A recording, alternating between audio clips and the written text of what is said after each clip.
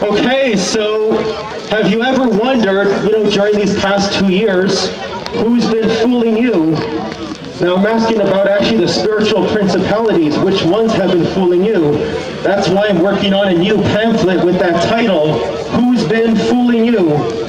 It's not finished yet. I only have around 20 copies printed, but it actually exposes the spiritual principalities behind this scientific fraud, because for thousands of years, real, true science for thousands of years had to be verifiable, falsifiable, measurable, testable, and repeatable. That's how science had to be for thousands of years.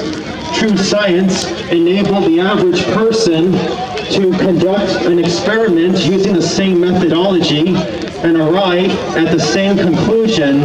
And if you could do that, it was considered true science. But how did we arrive to what's known as trust the experts, or don't ask questions, or blindly follow, or being bootlicker of the globalists, so-called scientists? Well, here's what happened. 500 years ago, you had what was called the scientific revolution. That was when globalists infiltrated the science community, and they turned science into something that it's not, and they introduced all sorts of ideas that could not be verified by the average person. Now you might not be able to see it here, but it says, is COVID the new global religion? Because if you've really looked into some historical documents, you'll know that this modern scientism is actually a continuation of the ancient Egyptian pagan occult system. Because if you look at some of the writings by those scientists those so-called scientists from the scientific revolution 500 years ago, their quotes were identical to the quotes of ancient Egyptian pagan priests, occult priests. For example, you want to hear something Nicholas Copernicus said? Here's something said by Copernicus. In the middle of all the sun, enthroned in this most beautiful temple, could we place this luminary in any better position? He is rightly called the lamp, the mind, the rule of the universe, the visible God. And that's in Copernicus' own so-called scientific writings. And that falls in line with actually ancient Egyptian occult writings. For example, here's what an ancient Egyptian occult priest said. The sun is situated in the center of the cosmos, wearing it like a crown. So how come these people from the scientific revolution were using the same talking points as the occultists were thousands of years ago? It actually goes deeper than that. The principality actually has its roots in Babylonian mysticism. And what's funny is this was warned against in the Bible 2,000 years ago.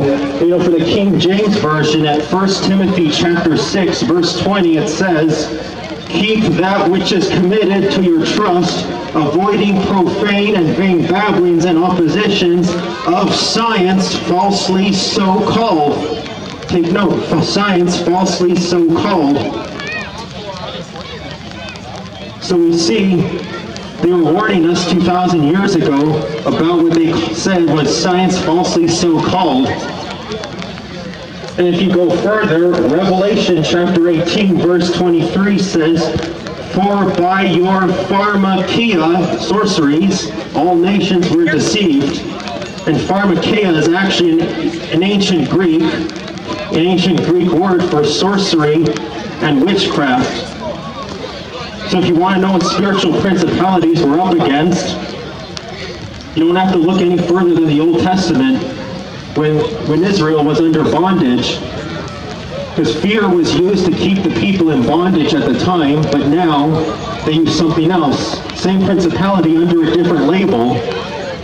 They now use under the label of science or scientism.